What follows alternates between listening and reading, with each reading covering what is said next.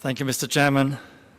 Before I begin, I would like to offer my condolences on behalf of ITU to the families of the loved ones that lost their lives in last Sunday's tragic plane crash. ITU lost two dear colleagues, Meganet Abebe and Marcelino Tebo, who was here with me at last year's Environment Conference. Our thoughts and prayers go out to their families and friends.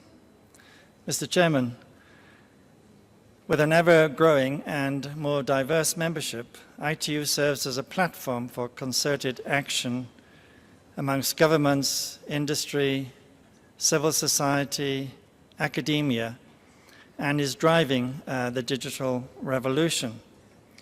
We believe collaboration is key to bringing our own specific competencies to the common good and to ensure that we avoid duplication of effort. I would like to give three examples of how ITU is collaborating to leverage the power of technology for good and for the planet and for its people. Firstly, ITU's AI for Good Global Summit. This brings together AI innovators and public and private sector decision makers, including more than 30 UN agencies, to generate AI strategies and policies to accelerate progress towards the SDGs. Last year's summit generated 30 different projects, including, for example, satellite imagery to predict and prevent deforestation. Secondly, the United for Smart Sustainable Cities initiative.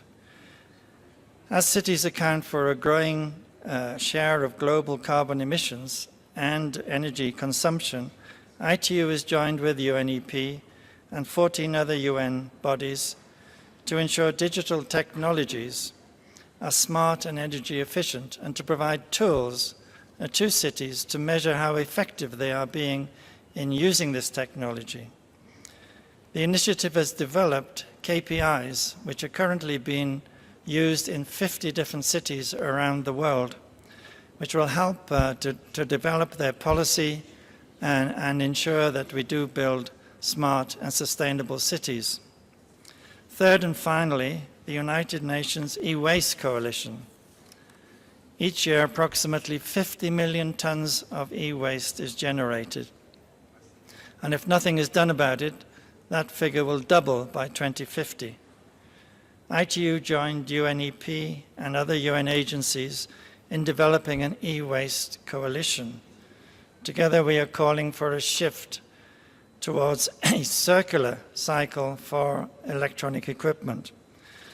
This will bring benefit to industry and workers, as well as the health of people and our environment.